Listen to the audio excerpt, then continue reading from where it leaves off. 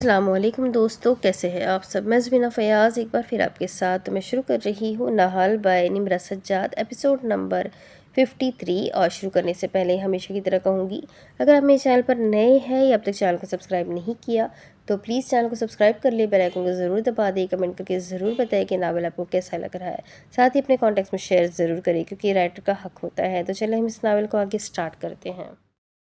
DHA اسلام آباد۔ زمرد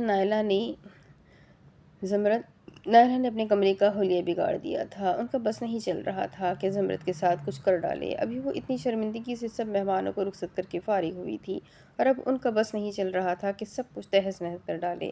انہوں نے اپنا فون اٹھایا اور ایک نمبر ڈائل کیا۔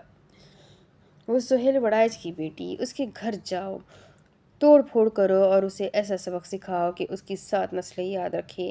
اس کا شوہر آگے آئے تو اس کا سر پھاڑ دینا، لیکن زمرد کو ہاتھ مت لگانا۔ وہ فون پر تیز آواز میں کسی سے کہہ رہی تھی۔ وہ نہیں جانتی تھی ایسے کرنے سے سہیل وڑائچ ان کے سب سے بڑے دشمن بن سکتے ہیں، لیکن اس وقت وہ زمرد کو سبق سکھانا چاہتی تھی۔ انہیں پھر بھی سکون نہ آیا۔ وہ کمرے سے نکل کر کچھ فاصلے پر بنی لائبریری میں آ گئی۔ ہمارا میری بیٹی ہے، بہت بہادر ہے، اسے کچھ نہیں ہوگا، وہ سب سہ لے گی، ہمدان اسے واپس لے آئیں گے، وہ ہذیانی انداز میں کہہ رہی تھی اور پھر بک شیلف کے ساتھ بنے اپنے لاکر تک آئی۔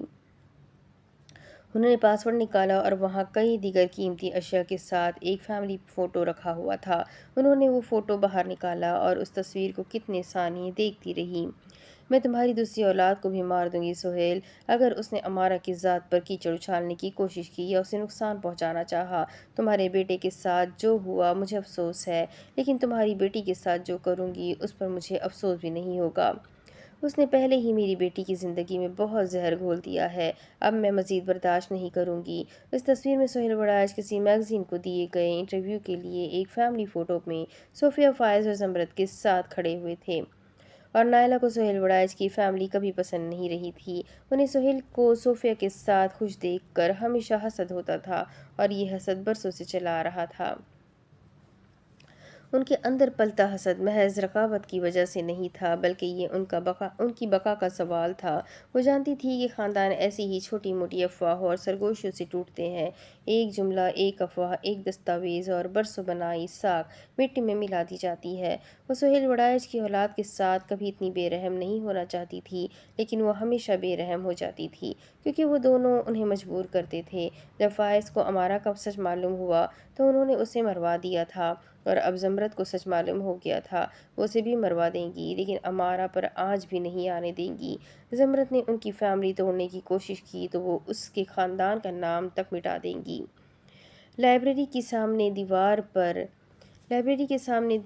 والی دیوار پر ان کی فیملی کی لارج سائز تصویر لگی ہوئی تھی۔ جب امارہ نے فرانس میں اوپرا پرفارم کیا تھا اور وہ ہمدان صاحب کے ساتھ مہمان خصوصی تھی، وہ ایک مکمل تصویر تھی، اور زمرد اس کاملیت میں درار ڈالنے کی کوشش کر رہی تھی۔ وہ ایسا نہیں ہونے دیں گی، وہ اپنی فیملی کو ٹوٹنے نہیں دیں گی، ایسا کرنے والے کو وہ موت کی نیند سلا دیں گی۔ زمرد بھی اسی قابل تھی۔ انہوں نے وہ تصویر واپس رکھی اور کسی زخمی شیرنی کی طرح سامنے دیوار پر لگی تصویر کو دیکھ کر مسکرا دی۔ فیصلہ لینے کے بعد اب وہ کچھ بہتر محسوس کر رہی تھی۔ G5 اسلام آباد۔ FBI کے دفتر کی عمارت ہمیشہ کی طرح سرد اور بے رحم کھڑی تھی۔ باہر گیٹ پر گاڑیوں کی قطار تھی۔ امارہ کو جس گاڑی میں بٹھا کر لایا گیا تھا وہ سیدھی بیسمنٹ میں لے جائی گئی، جہاں روشنی کم اور سائے زیادہ تھے۔ دروازہ کھلتے ہی اس نے ایک لمحے کو آنکھیں موند لی، جیسے خود کو سنبھال رہی ہو۔ وہ حالات کا مقابلہ کرنے کو تیار تھی۔ پہلے فلور پر ہمدان قریشی اور سہیل وڑائچ کے ساتھ اردشیر تیز قدموں سے چل رہا تھا۔ اس کے چہرے پر غصہ کم اور تشویش زیادہ تھی۔ سہیل وڑائچ بے حد سنجیدہ تھے۔ وہ امارہ کو یوں گرفتار کرنے والوں کی اینٹ سے اینٹ بجا دینا چاہتے تھے۔ وہ برسوں اقتدار کے ایوانوں میں آتے جاتے رہے تھے اور ان کے حلقۂ احباب میں پہلی مرتبہ کسی کی غیر قانونی گرفتاری ہوئی تھی جو انہیں بار بار مشتعل کر رہی تھی، کیونکہ FBI والوں کے پاس گرفتار کرنے یا انویسٹیگیشن کے لیے گھر سے لے جانے کا حق ہی نہیں تھا۔ آج پہلی مرتبہ وہ کسی ادارے کی سیڑھیاں بے یقینی سے غصے کے ساتھ چڑھ رہے تھے۔ ریسیپشن پر موجود افسر نے ہمدان قریشی اور سہیل وڑائچ کا نام سنا تو رسمی مسکراہٹ کے ساتھ ایک طرف اشارہ کیا۔ وہ ان دونوں کو کسی ڈائریکٹر کے آفس میں لے جانے لگا۔ سہیل وڑائچ نے ہمدان قریشی کی طرف دیکھا اور وہ دونوں تیز قدموں سے کوریڈور کے آخری سرے کی طرف بڑھ گئے جہاں اعلیٰ حکام کے دفاتر تھے۔ اردشیر باہر رکا رہا۔ وہ سوچ رہا تھا کہ آگے کیا کرنا ہے۔ اس نے بے اختیار سفید شرٹ کے ساتھ پہنی ٹائی کی نوٹ ڈھیلی کی۔ اسے ماحول میں گھٹن ہو رہی تھی۔ لفٹ کا دروازہ کھلا تو امارا چند سوٹ بوٹ میں ملبوس مردوں کے ساتھ باہر نکلی۔ وہ اس کی جانب بڑھا تو امارا نے ہاتھ کے اشارے سے اسے روک دیا۔ اردشیر نے اپنے قدم روک لیے۔ وہ اس کے کہے پر رک جاتا تھا۔ وہ جانتا تھا کہ یہ سب غلط اور غیر قانونی ہو رہا ہے، لیکن اسے یہ سمجھ نہیں آ رہا تھا کہ وہ اس سب کو ہونے سے روکے کیسے۔ وہ افسران امارا کو جس تفتیشی کمرے میں لے گئے تھے وہ اس کے ساتھ منسلک کمرے میں چلا گیا۔ وہاں بہت لوگ نہیں تھے، بس ایک ہی آدمی بیٹھا ہوا تھا۔ جس نے اسے اندر آنے سے روکا تو اس نے کہہ دیا کہ وہ امارا کا وکیل ہے اور اسے ڈائریکٹر نے اس کمرے میں آنے کی اجازت دی ہے۔ پھر وہ خاموشی سے شیشے کے پار بیٹھی امارا کو دیکھے گیا۔ وہ پرسکون سی بیٹھی ہوئی تھی، ہاتھ گود میں رکھے سامنے دیکھتی ہوئی۔ اس کے چہرے پر کوئی خوف نہیں تھا، صرف ایک تھکن زدہ سی مسکراہٹ تھی۔ امارا نے سر اٹھا کر بلائنڈر مرر کو دیکھا، یوں جیسے اسے علم ہو کہ وہاں سے کوئی اسے دیکھ رہا ہے۔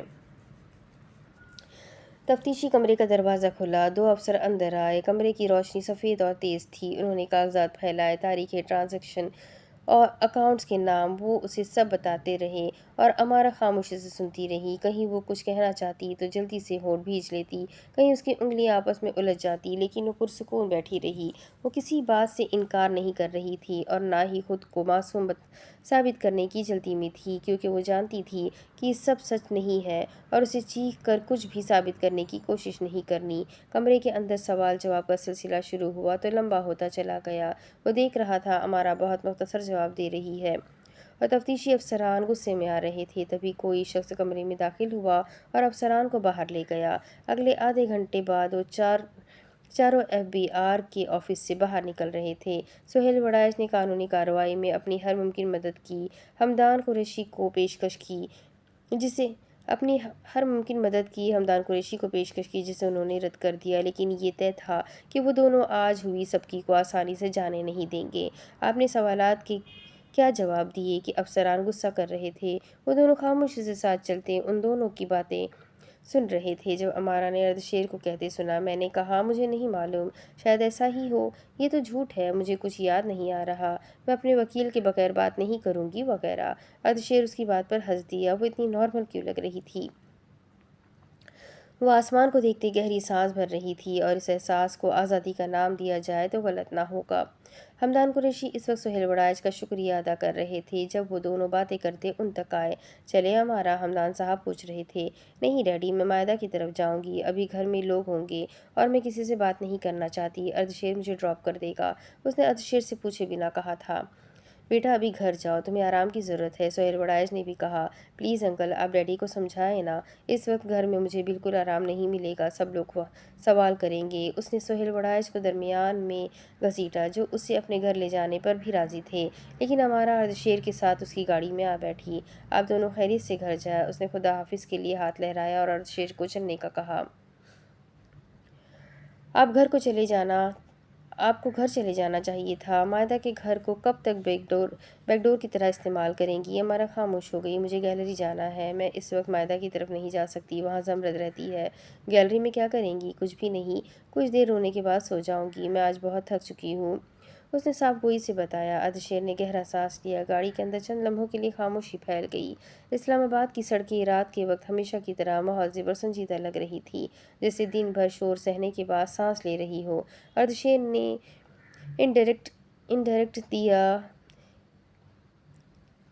انڈیکیٹر دیا اور گاڑی آہستہ آہستہ موڑ کاٹتی اس سڑک پر آ گئی جو اس کے گھر کی طرف جاتی تھی۔ امارا نے شیشے سے باہر دیکھا۔ وہ راستہ جانا پہچانا نہیں تھا۔ آپ میرے گھر چل سکتی ہیں، لیکن وہاں تو کوئی خاتون نہیں رہتی، میں تمہیں غیر آرام دہ نہیں کرنا چاہتی، نشی کی نانی آئی ہوئی ہے، مجھے آپ سے کوئی خطرہ نہیں۔ امارا کھلکھلا کر ہنس دی اور پھر ہنستے ہنستے اس کی آنکھوں میں آنسو آ گئے۔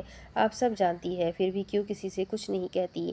آپ کو معلوم تھا میڈم انویسٹر آج کچھ کریں گی، آپ کے علم میں تھا وہ سب کرپشن میڈم نائلہ نے کی تھی۔ پھر بھی کیوں آپ مدر ٹیریسا بنی؟ امارا نے باہر دیکھتے ہوئے خاموشی سے اپنے آنسو صاف کیے۔ اردشیر اسے شکوہ کر رہا تھا۔ وہ ہلکا سا مسکرا دی۔ کیونکہ میں جانتی تھی ڈیڈی مجھے بچا لیں گے، لیکن وہ ممی کو نہیں بچائیں گے۔ تم اور ڈیڈی بھی سب جانتے تھے نا؟ اردشیر: جی میڈم، اس نے تسلیم کیا۔ آپ کو کیسے علم ہوا؟ ہم 3 لوگ ایک گھر میں رہتے ہیں، ہم اگر اپنے پیٹرن کے خلاف جائیں تو باقی 2 کو علم ہو جاتا ہے، اور مجھے یہ نہیں پوچھنا چاہیے تمہیں کیسے علم ہوا۔ وہ بھی ہلکا سا مسکرایا۔ گاڑی فلیٹ کی پارکنگ میں داخل ہوئی تو اردشیر نے انجن بند کرتے ہوئے ایک لمحے کو امارا کی طرف دیکھا، جیسے وہ اس سے کچھ کہنا چاہتا ہو، اور پھر اس نے خود ہی سر جھٹک لیا۔ امارا نے دروازہ کھولا اور ٹھنڈی ہوا کا ایک جھونکا اس کے چہرے سے ٹکرایا۔ اس کے اندر کی بے چینی ذرا کم ہوئی۔ لفٹ میں دونوں کے درمیان خاموشی رہی۔ لفٹ کے شیشے میں امارا نے اپنا عکس دیکھا۔ اوہ آئی ایم سوری، مجھے یاد ہی نہیں رہا۔ اس نے اردشیر کا کوٹ اتار کر اسے تھمایا۔ تبھی اسے ٹھنڈ کم لگ رہی تھی۔ آپ پہنے رکھیں، میں جانتا ہوں آپ میرا کوٹ لے کر کہیں نہیں بھاگیں گی۔ دروازہ کھلا تو ایک صاف ستھرا کوریڈور ان کا استقبال کر رہا تھا۔ اردشیر کی مدیت میں چلتی وہ اس کے فلیٹ میں داخل ہوئی۔ فلیٹ سادہ مگر سلیقے سے سیٹ تھا۔ ڈرائنگ ایریا اور کچن اوپن تھے۔ گھر میں غیر ضروری فرنیچر اور دیواروں پر کوئی غیر ضروری سجاوٹ بھی نہیں تھی، بس چند فریم تھے۔ امارا نے اندر آتے ہی ایک نظر ارد گرد ڈالی اور ہلکا سا مسکرا دی۔ رات کافی ہو چکی تھی، اسی لیے نشا اور اس کی نانی جلدی سو گئی تھی۔ اردشیر کو لگا تھا کہ نشا کی نانی جاگ رہی ہوں گی، لیکن وہ نشا کے کمرے میں جھانک آیا تھا اور وہ دونوں سو رہی تھیں۔ آپ صرف 5 منٹ یہاں بیٹھیں، میں آپ کے لیے کمرہ سیٹ کر دیتا ہوں۔ اردشیر نے وہاں ہیٹر جلایا، ٹی وی آن کیا، جوس کا گلاس اس کے سامنے رکھا اور اپنے کمرے کا دروازہ کھول کر اندر چلا گیا۔ وہ جب بھی اس کے گھر آتی تھی وہ نروس ہوتا تھا، اور امارا کو اندازہ ہوتا تھا وہ ابھی بھی نروس ہو رہا تھا۔ وہ تیز تیز کام کر رہا تھا۔ امارا گھر دیکھنے کی نیت سے ارد گرد دیکھ رہی تھی۔ 3 کمرے تھے، کچن اوپن تھا، البتہ اس کے ساتھ بھی ایک دروازہ تھا، شاید وہ ٹیرس میں کھلتا تھا۔ لیونگ روم اب اچھا خاصا کھلا لگ رہا تھا۔ امارا کچن کی جانب گئی۔ اردشیر کبھی نشا کے کمرے میں جاتا تو کبھی اپنے کمرے میں، وہ اس کی جانب متوجہ نہیں تھی۔ وہ فریج پر لگے اسٹکی نوٹس پڑھنے لگی اور یوں ہی نظر اس دروازے پر گئی جس پر تالا لگا ہوا تھا، شاید وہ لوگ ٹیرس استعمال نہیں کرتے تھے۔ وہ آگے بڑھی ہی تھی جب اردشیر کپڑے تبدیل کر کے واپس آیا اور اسے کمرہ تیار ہو جانے کا بتایا۔ وہ سر جھٹکتی واپس آئی اور اس کمرے کی جانب آئی تو دروازے پر ہی رک گئی۔ نہیں پلیز اردشیر، میں یہاں نہیں رک سکتی۔ بیڈ کی پچھلی دیوار پر کوئی فیملی فوٹو تھا، جس پر وہ اندازہ لگا چکی تھی کہ کوئی گیسٹ روم نہیں تھا بلکہ اردشیر کا اپنا بیڈ روم ہے۔ ترتیب و سلیقے سے ہر شے اپنی جگہ پر موجود تھی۔ بستر پر ہلکے رنگ کی نفیس چادریں بچھی ہوئی تھیں۔ سفید رنگ کا کمفرٹر اس پر طے شدہ پڑا ہوا تھا، تکیے ترتیب سے رکھے تھے اور سائیڈ میز پر موٹی جلد والی کتابیں پڑی تھیں۔ بیڈ کی سیدھ میں صوفے کے سامنے کافی ٹیبل رکھی ہوئی تھی جس پر پانی کی بوتل اور گلاس رکھا ہوا تھا۔ بیڈ کے سائیڈ لیمپ آن تھے اور کمرے میں بھی ضروری اشیاء کے علاوہ کسی قسم کی فالتو سجاوٹ نہیں تھی، اور یہ اردشیر کا سٹائل تھا۔ ابھی گیسٹ روم تیار نہیں ہے، آپ وہاں غیر آرام دہ ہوں گی، اسی لیے آپ کے لیے یہ کمرہ سیٹ کر دیا۔ میں گیسٹ روم میں مینج کر لوں گی اردشیر، لیکن میں تمہارے کمرے میں نہیں رہ سکتی۔ اس لمحے اسے احساس ہوا کہ خاموشی سے اپنے گھر چلی جاتی، کزنز اور رشتہ داروں سے بات کیے بنا اپنے کمرے میں چلی جاتی اور صبح تک باہر نہ نکلتی۔ کم از کم اس وقت اردشیر کو اس کی وجہ سے پریشانی نہ اٹھانی پڑتی، نہ اسے اردشیر کے سامنے شرمندگی اٹھانی پڑ رہی ہوتی اور نہ وہ اسے زحمت دیتی۔ میں نے اپنی ضروری اشیاء سمیٹ دی ہے مس میٹامورفوسس۔ گیسٹ روم میں واش روم نہیں ہے، اسی لیے یہ کمرہ بہتر ہے۔ میں نے نشی کا سامان رکھا ہے واش روم میں، اگر آپ کو کچھ اور چاہیے تو بتائیے۔ اس نے خفگی سے اردشیر کو دیکھا جس نے اس کے آرام کے لیے اپنا ذاتی کمرہ خالی کر دیا تھا۔ وہ اسے کہنا چاہتی تھی کہ اسے گھر ڈراپ کر آئے، لیکن وہ اس کا ذاتی ملازم تھوڑی تھا۔ مجھے کچھ نہیں چاہیے، اسے پہننے کو کپڑے چاہیے تھے۔ وہ سونے سے پہلے ایک اسکن کیئر روٹین فالو کیا کرتی تھی، گرم پانی سے شاور بھی لیتی تھی اور یوگا بھی کرتی تھی، لیکن اس وقت اسے واقعی تنہائی کے علاوہ کچھ نہیں چاہیے تھا۔ اردشیر الماری تک گیا، وہاں سے نیا تکیہ نکال کر بستر پر رکھا اور بستر سے اپنا تکیہ اٹھا لیا، پھر وہ کمرے میں مزید ایک لمحہ نہیں رکا۔ وہ گیسٹ روم میں جانے کے بجائے باہر صوفے پر ہی تکیہ پھینک کر بیٹھ گیا۔ اس نے اپنا سر ہاتھوں میں گرایا تھا، انگلیاں بالوں میں الجھ گئی جیسے خیالات کو پکڑ کر روک لینا چاہتا ہو۔ پھر آہستہ سے جیکٹ اتاری، تہہ کر کے ایک طرف رکھی اور تکیے کو سر کے نیچے اس طرح فولڈ کیا کہ گردن کو سہارا مل جائے۔ مگر جسم کو آرام مل بھی جاتا تو ذہن کہاں ماننے والا تھا۔ سوچوں کے تانے بانے امارا کی ذات سے جا کر جڑ گئے۔ وہ آج اتنے بڑے دن پر اس قدر ہنگامے گرفتاری تماشا بننے کے بعد بھی اتنی پرسکون کیسے رہی؟ نہ اس کی آواز کاپی، نہ آنکھوں میں وہ گھبراہٹ تھی جو عام حالات میں کچھ معمولی ہونے پر بھی اسے خوفزدہ کر دیتی تھی۔ اس نے کروٹ بدلی اور چھت کی طرف دیکھنے لگا۔ روشنی مدھم تھی مگر خیالات کا طوفان تھا جو اسے سونے نہیں دے رہا تھا۔ اردشیر نے آنکھیں بند کر لی لیکن اس کے باوجود اس کی صورت سامنے آ گئی۔ وہ کبھی اس کے گھر نہیں آتی تھی اور آج بنا کسی سوال، اعتراض یا کسی اضافی فرمائش کے وہ وہاں موجود تھی۔ جیسے اسے بس اتنا چاہیے تھا کہ کوئی ایک لمحے کے لیے اس کے گرد دیوار بن جائے۔ اردشیر نے دل ہی دل میں اعتراف کیا کہ شاید اسے ایک لمحے سے اسے سب سے زیادہ ڈر لگا تھا۔ اب وہ کمرے میں اکیلی تھی۔ اس نے ایک لمحے کو جھجک کر ارد گرد دیکھا جیسے سمجھ نہ آئی ہو اب کیا کرے۔ پھر ہیل اتاری، ننگے پاؤں اس نے چند قدم لیے اور صوفے پر جا کر بیٹھ گئی۔ پیر سمیٹ لیے، ہاتھ گود میں رکھے اور چند لمحے بس خلا میں دیکھتی رہی۔ تھکن اب جسم سے زیادہ ذہن میں تھی۔ اسے آج کے دن کے بارے میں سوچنا تھا لیکن پھر وہ مسکراتی۔ اس کی منگنی تو ہوئی نہیں، وہ لائم لائٹ میں تھی اور حیرت انگیز طور پر پرسکون بھی۔ اس نے آنکھیں بند کی تو زمرد کا چہرہ ابھرا، پھر نائلہ کا، پھر گیلری، پھر ہنستے ہوئے لوگ اور پھر اس کی آنکھوں سے آنسو روا ہو گئے اور پھر وہیں بیٹھے بیٹھے اسے نیند آ گئی۔ اس کی آنکھوں سے نیند کو سو دور تھی۔ وہ جیکٹ اٹھاتا کچن کے ساتھ منسلک دروازے کی جانب چلا گیا اور فریج کے اوپر سے اس نے چابی اٹھائی تھی۔ وہاں اس کی ذات سے جڑے کئی پہلو تھے جو وہ کسی کے سامنے عیاں نہیں کرنا چاہتا تھا۔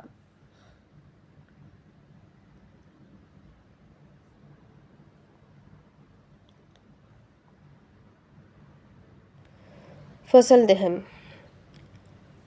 To the woman who has given too much. To the woman who has no idea how she will keep going like this every day. I see you. I see how exhausted you are. I see your desire to run for the hills without a care in the world.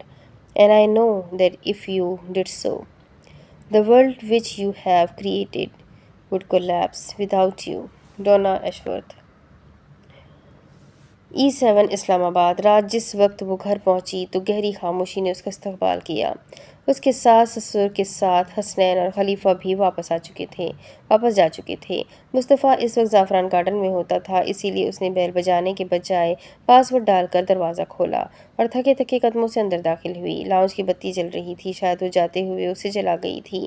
اندر پہنچ کر اس نے ساڑی پر پہنی سیاہ jacket اتارتے ہوئے سارے میں ایک تنقیدی نگاہ دوڑائی تو نگاہ صوفے پر لیٹے مصطفیٰ پر جا ٹھہری۔ ٹی وی بے آواز چل رہا تھا اور وہ آنکھیں موندے لیٹا ہوا تھا۔ اسے دیکھ کر زمرد کو بے تحاشا رونا آیا اور وہ واقعی بہت رونا چاہتی تھی۔ وہ کمرے میں گئی، اے سی کمبل اٹھا کر باہر آئی اور اس کے اوپر بچھا دیا۔ آہٹ پر مصطفیٰ نے آنکھیں کھول کر دیکھا تو زمرد بتی بجھا رہی تھی۔ وہ آنکھیں مسلتا اٹھ بیٹھا۔ وہ کچھ دیر قبل ہی گھر لوٹا تھا، تھکاوٹ کی وجہ سے وہیں صوفے پر لیٹ گیا اور کب نیند آنے لگی اسے علم ہی نہ ہوا۔ میں جاگ رہا ہوں، کیسی رہی منگنی کی تقریب؟ وہ یوں اٹھ بیٹھا جیسے ہمدن گوش ہو کر ساری روادات سنے گا۔ زمرد نے بڑی بتی جلا کر ریاست سے اسے دیکھا۔ وہ دونوں چند الفاظ میں ایک دوسرے کو آج کا دن کیسا رہا ضرور بتاتے تھے۔ مجھے امّی کے ساتھ برا کر کے کبھی خوشی کیوں نہیں ہوتی موزی؟ وہ دھیمے قدم اٹھا کر چلتی صوفے کے ہتھے پر دونوں ہاتھ رکھ کر جھک کر جوتے اتارنے لگی۔ وہ اسے دیکھے گیا کہ وہ اس وقت اس سے کس قسم کی گفتگو چاہتی ہے۔ وہ خاموشی سے سامنے والے صوفے پر بیٹھ گئی جیسے مزید کھڑے رہنے کی سکت باقی نہ ہو۔ اس کا دل بھاری ہو رہا تھا کیونکہ تم اس کے ساتھ کچھ برا نہیں کرنا چاہتی۔ تم اسے ابھی بھی اپنی بہترین سہیلی مانتی ہو۔ تم اسے تکلیف دے سکتی ہو، نہ دینا چاہتی ہو۔ اور جب انسان اپنے ہی دل کے خلاف جانے کی کوشش کرتا ہے تو جیت کر بھی ہار جاتا ہے۔ اس نے نرمی سے سمجھایا۔ وہ جانتا تھا ایسا ہی ہوگا کیونکہ زمرد اپنوں کو دکھ دینے میں بہت کمزور واقع ہوئی تھی۔ وہ آج بہت پیاری لگ رہی تھی، سب سے پیاری۔ وہ جویلری اتارتے ہوئے اسے بتانے لگی تھی جب زمرد صرف بولنا چاہتی تھی تو مصطفیٰ اس کے لیے سامع بن جاتا تھا اور وہ اس کا سامع، ناصح، مصلحت، مددگار، رہنما سب تھا۔ میں اس کے قریب جا کر مبارکباد دینا چاہتی تھی، لیکن قریب جانے کی ہمت نہیں کر سکی۔ مجھے ڈر تھا میں کچھ کڑوا کہہ کر اس کا دل خراب کروں گی۔ میں نے اس کی آنکھوں میں دیکھا تھا موزی، وہ اب بھی مجھ پر ویسا ہی اعتبار کرتی ہے جیسے ہم کالج میں تھے، جیسے میں اس کی ہر بات جانتی ہوں اور وہ میری۔ اور میں کہتے کہتے اس کی آواز بیٹھ گئی، یوں جیسے بہت طویل سفر کر کے لوٹی ہو۔ میں اس کی پوری دنیا ہلانے کی کوشش کر رہی ہوں۔ وہ خاموشی سے اٹھ کر کچن تک گیا اور واپسی پر پانی کا گلاس اس کے ہاتھ میں تھا۔ پانی سے اسے یاد آیا، پانی اسے دیا، لیکن اس نے کہا کچھ نہیں، کیونکہ کچھ سچ ایسے ہوتے ہیں جن پر تسلی دینا منافقت لگتا ہے، اور ایسے سچ میں وہ صرف اس کا سامع اور مددگار تھا۔ پانی کے چند گھونٹ بھرنے کے بعد زمرت نے سر اٹھا کر اسے دیکھا۔ یادیں ایک ساتھ ہجوم بن کر اس کے اندر اتر رہی تھی۔ دل پر بوجھ تھا کہ بڑھتا ہی جا رہا تھا۔ اس گلاس کو درمیانی میز پر رکھ دیا اور پوری طرح اس کی طرف متوجہ ہوئی۔ میں بہت بری ہوں نا؟ اس سے بات کے لیے مصطفیٰ کی توثیق چاہیے تھی۔ تم صرف زخمی ہو، اس نے نرمی سے کہا، اور زخمی لوگ کبھی کبھی دوسروں کو بھی زخمی کر دیتے ہیں۔ تم بری ہوتی تو یہاں بیٹھ کر گلٹ کا شکار نہ ہو رہی ہوتی۔ میں اسے کھونا نہیں چاہتی موزی، لیکن جو سچ میں جان چکی ہوں اسے جھٹلا بھی نہیں سکتی۔ میں چاہوں بھی تو پرانی زمرت نہیں بن سکتی۔ میں صرف خوش رہنا چاہتی ہوں، لیکن ایسے حالات میں کیسے ممکن ہوگا؟ تمہیں پہلے جیسا بننے کی ضرورت بھی نہیں ہے۔ صرف اس بات کو تسلیم کر لو کہ فائز کی موت میں کہیں بھی امارہ کی غلطی نہیں تھی۔ تم اس صورتحال سے جذباتی طور پر الگ ہو جاؤ، خود کو امارہ کی جگہ پر رکھو۔ اس کی بھی تو کوئی مجبوری رہی ہوگی۔ کوئی بھی مجبوری ہوتی موزی، اسے مجھے بتانا چاہیے تھا نا۔ تم نے اسے سننے کی کوشش کی تھی زمرت؟ کیا تم نے اسے ایک بھی موقع دیا تھا؟ وہ اب اس کا مسئلہ بننے والا تھا، اور زمرت کو وہ ہر صورت قبول تھا۔ وہ اس کی بہت سی الجھنوں کو یوں ہی چٹکیوں میں سلجھا دیا کرتا تھا۔ میں جب اسے دیکھتی ہوں مجھے بھائی کی یاد آتی ہے، اور میں خود کو تلخ ہونے سے نہیں روک پاتی۔ میں خود کو کیسے سمجھاؤں؟ مصطفیٰ نے اس کے ہاتھوں کو اپنے ہاتھوں میں لیا۔ ہم ہر کسی کی مشکلات کو اپنی طرح نہیں سمجھ سکتے زمرت۔ تمہاری تلخی تمہیں محدود کر رہی ہے، تمہارا غصہ تمہیں اس حقیقت سے دور کر رہا ہے کہ ہر انسان کی اپنی الجھنیں اور مسائل ہوتے ہیں۔ ہم انسان ہیں، ہمیں غلطیاں کرنے کا حق ہے، ہمیں تلخ ہونے کا بھی حق ہے، لیکن تلخی کے بیچ یہ دیکھنا ضروری ہے کہ دوسروں کے اعمال میں سچائی کہاں ہے، کہاں وہ مجبور ہے اور کہاں ہمیں صرف درگزر کرنا ہوگا۔ امارہ تمہاری بہن ہے، کیا تم ساری تلخیوں کو بھلا کر صرف اس رشتے کو محسوس نہیں کرنا چاہتی کہ تمہاری کوئی بہن ہے؟ زمرت نے ہلکا سا اس بات میں سر ہلایا تھا، اور سچ یہی تھا کہ جب سے اسے علم ہوا تھا کہ وہ اس کی بہن ہے تو ابتدائی غصے کے بعد جب اس نے ٹھنڈے دماغ سے سوچا تو اسے امارہ کے ساتھ بات کرنے اور اس کے ساتھ وقت گزارنے کا بہت دل کرنے لگا تھا، لیکن ابھی تک اس نے پہل نہیں کی تھی۔ کیا تم نے کھانا کھایا؟ مصطفیٰ نے بات بدلنے کی کوشش کی۔ زمرت نے نفی میں سر ہلایا۔ چلو پہلے کچھ کھا لیتے ہیں، خالی پیٹ غمزدہ بھائی ہوتا ہے، اور دنیا میں خود سے بڑا وکٹم کوئی نہیں لگتا۔ زمرت نے نہ جانے کتنے آنسو اپنے اندر ضبط کیے اور اس کا ہاتھ تھام کر اٹھ کھڑی ہوئی۔ اس وقت وہ بھی تمام سوچوں سے فرار چاہتی تھی۔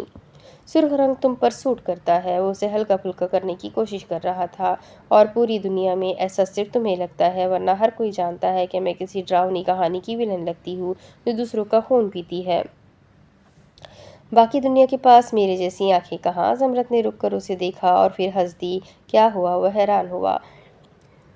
بہت چیزی لائن تھی، اس نے اپنی ہنسی روک کر کہا۔ شوہر ایسی چیزی لائنز بول بول کر بیویوں کو متاثر کرتے ہیں اور ان کے دل جیتتے ہیں۔ تم انوکھی ہو، تعریف پر شرماتی ہو، ناخوش ہوتی ہو۔ میں آئندہ تمہاری کوئی تعریف نہیں کر رہا۔ وہ خفا ہوا۔ وہ دونوں کچن میں آ گئے تھے۔ مصطفیٰ نے کھانا بنا لیا تھا۔ ان کی عادت تھی کہ جو پہلے آ جاتا وہ کچھ نہ کچھ کھانے کا انتظام کر لیا کرتا تھا، اور اگر دونوں لیٹ ہوتے تو صبح جانے سے پہلے کچھ بنا لیا کرتے تھے۔ وہ کھانے پر ایک دوسرے کا انتظار کیا کرتے تھے، چاہے کتنی بھی رات کیوں نہ ہو جائے۔ وہ رات کا کھانا اکٹھے کھاتے تھے، اور تم جانتے ہو، تم ایسی چیزیں لائنز نہ بھی کہو تب بھی میرا دل جیتے ہوئے ہو۔ اوون کا ٹائمر چلا کر مصطفیٰ پلیٹس میز پر رکھنے لگا۔ یہ تو ملکہ عالیہ کا بڑا پن ہے، ورنہ بیوی کی تعریف نہ کرنے پر بڑا ظلم ہوتا ہے بیچارے شوہروں پر۔ اس تعریف پر اس نے سر تسلیم خم کیا تھا۔ زمرد نے بھی رائتا اور دیگر سامان میز پر سجایا۔ چند لمحوں بعد وہ دونوں آمنے سامنے میز پر بیٹھے ہوئے تھے۔ مصطفیٰ نے اس کی پلیٹ میں ہمیشہ کی طرح پہلے کھانا نکالا۔ وہ خاموشی سے اسے یہ سب کرتے دیکھتی رہی۔ وہ ساتھ ساتھ کچھ کہہ بھی رہا تھا اور زمرد کو یوں لگا جیسے سب آوازیں کانوں سے ٹکرا کر باہر ہی رہ رہی ہیں۔ اس نے خود کو کمپوز کرنے کی کوشش کی۔ وہ اب اس کی پلیٹ کے ایک طرف رائتا ڈال رہا تھا۔ وہ اسے منع کرنا چاہتی تھی، اسے کہنا چاہتی تھی کہ میری عادت نہ بگاڑو، وہ اس کے اتنے اچھے رویے کی مستحق نہیں ہے، لیکن اس سے کچھ بھی نہیں کہا گیا۔ سلاد اور کباب بھی اس کی پلیٹ میں ڈالنے کے بعد اب وہ گلاس میں پانی ڈال رہا تھا۔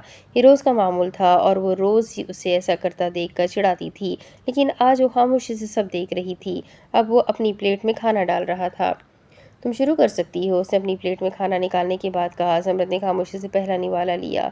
خاموشی بھگانے کو مصطفیٰ آج زعفران گارڈن میں ہوا واقعہ سنانے لگا کہ کیسے دو کسٹمر آج گتم گتا ہو گئے تھے۔ وہ بتائے جا رہا تھا اور زمرد غائب دماغی سے کھانا کھا رہی تھی۔ وہ نوٹ کر رہا تھا کہ ابھی تک وہ ڈسٹرب ہے، لیکن پھر بھی کہے چلے جا رہا تھا۔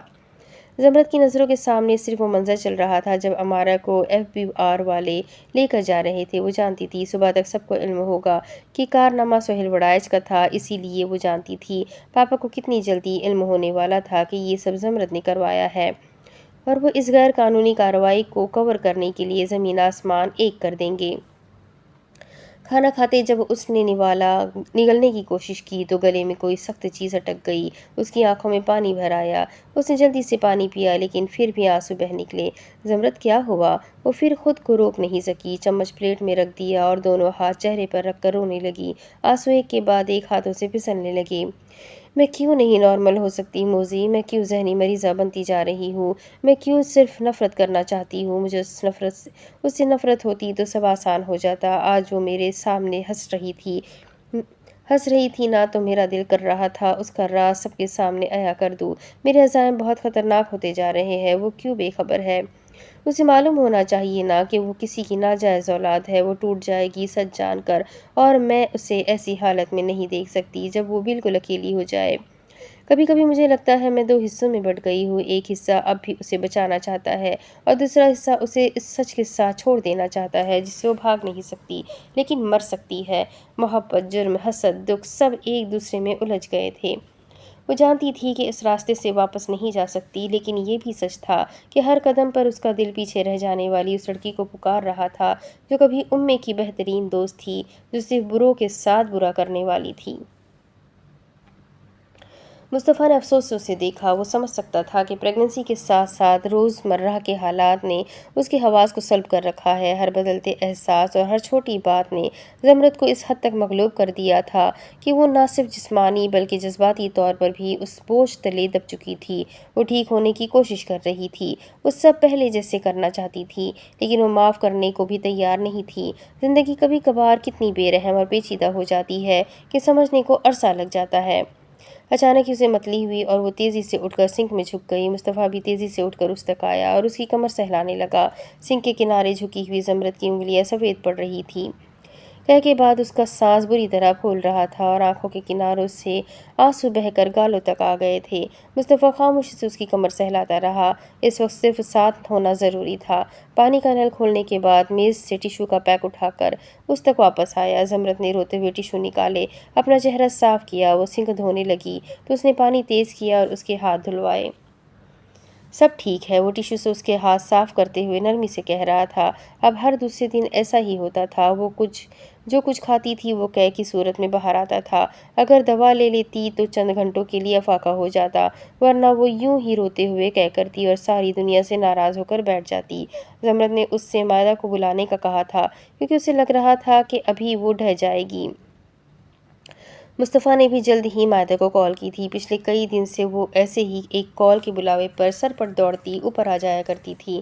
مجھے چینج کرنا ہے۔ اسے سخت شرمندگی ہو رہی تھی اور یہ ہر مرتبہ قے آنے پر ہوتی تھی۔ میں مدد کرتا ہوں، اس نے زمرد کو اٹھنے میں مدد دی۔ نہیں، میں کر لوں گی۔ وہ اسے ساتھ لیتا کمرے میں آیا، اس کے دوسرے کپڑے نکال کر بستر پر رکھے۔ زمرد نے سر اٹھا کر اسے دیکھا تو گہرا سانس لیتے باہر آ گیا۔ وہ کچن سمیٹ رہا تھا جب بیل بجی تھی۔ دروازہ کھولنے پر سامنے مائدہ ہی تھی۔ تھوڑی سی میڈیکل کی تعلیم حاصل کی ہوتی تو یوں بار بار مجھے نہ بلانا پڑ رہا ہوتا۔ پریگننسی میں یہ سب نارمل ہوتا ہے، لیکن مجھے لگتا ہے زمرد سے زیادہ آپ کے ہاتھ پاؤں پھول جاتے ہیں۔ وہ مصطفیٰ کو سناتی اب زمرد کے کمرے میں جا رہی تھی۔ مصطفیٰ نے کوئی جواب نہیں دیا۔ مائدہ کا یہاں ہونا ایک ڈھارس تھا۔ وہ زمرد کو نہ جانے کیا کیا ٹوٹکے بتاتی اور کچھ دیر تک اسے ریلیکس کر دیتی تھی۔ وہ دروازہ بند کر کے کچن میں چلا گیا۔ اب اس کے آگے کی کہانی میں آپ کو اگلی ویڈیو میں سناؤں گی کہ آگے کیا ہوگا، یہ جاننے کے لیے میرے ساتھ بنے رہے۔ ویڈیو کو لائک کریں، چینل کو سبسکرائب کریں، بیل آئیکن کو ضرور دبائیں۔